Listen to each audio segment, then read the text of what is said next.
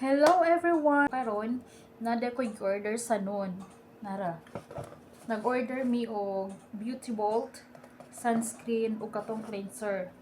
So, pakita na ko sa inyo ha kung unsa amo ang gi-order. Kasi kaning orderan ni sa kuha ning kauban. Wala man siya apps nga nun. So, sa kuha siya nagpa-order. So, ato yung unboxing. So, nipalit ko og Hali. Hali, nakita mo katong viral nga.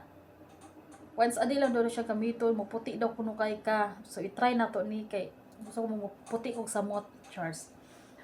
So, na ako'y Hali.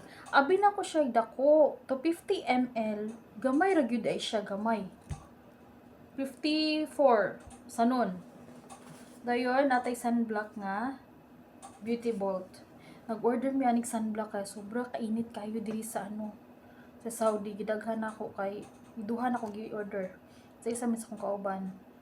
Ano siya mga 45 sanon. Kasi dali mahurot ang sunblock namo diri kay everyday may magamit. Piting inita jud.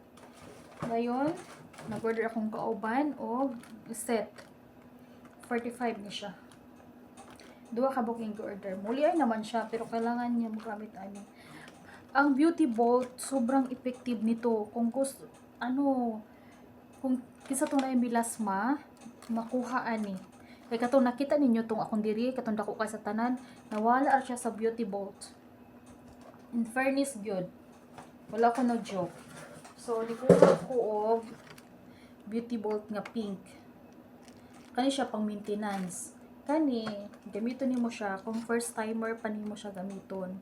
Kani mong gamiton. Kani for maintenance na ni forever. I-try na ko ni siya. Wala ko ka-try ani ha. First time po na ko ni.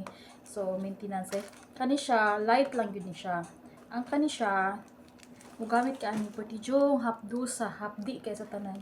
Pero kaya ra kay nice man pud siya. Nice siya effect.